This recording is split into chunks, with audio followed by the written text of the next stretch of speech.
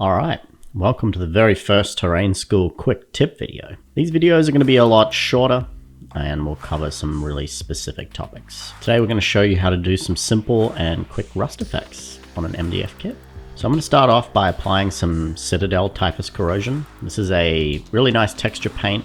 I'm just going to go around some of the corners and the bottom areas, and I'm just going to sponge that on with a cheap brush. This paint will destroy your brushes, so just be really careful with that.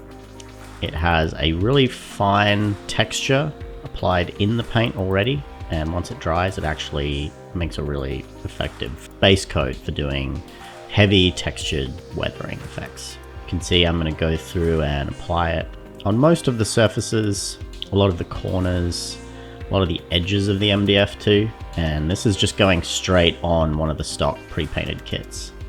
So as you can see, it goes on pretty easily.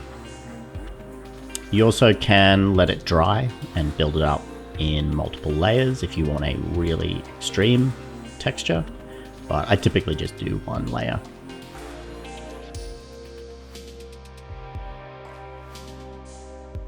I'm going to get my airbrush and I'm going to put some Monument Rust Orange, pretty heavily watered down.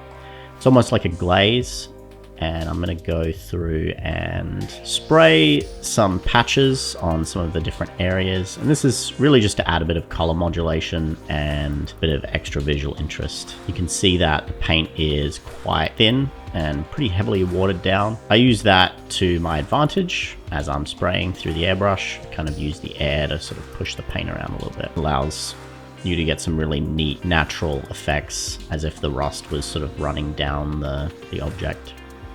This is going to dry a lot darker than what it looks like here, and it's really just a subtle effect to sort of add. Again, just another layer to the effect.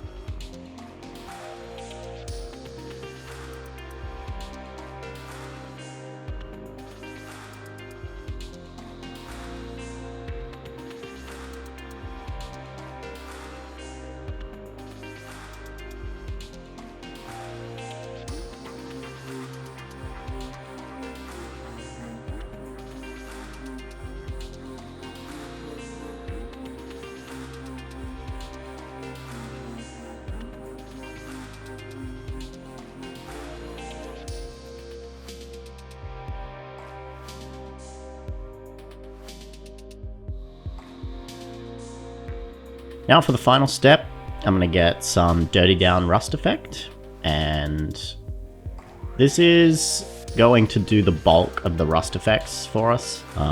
It's still somewhat new to me. I'm still kind of experimenting and learning, but the best effects that I've found are when you put it on undiluted and then also dilute it with some water as you kind of brush it on and apply it to the object.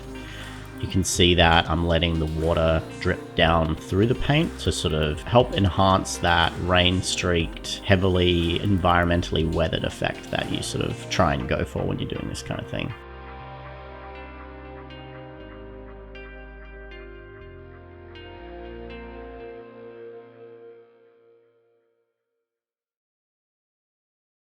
As you can see, the effect is really easy to apply and super quick. Until next time, thanks for watching, guys.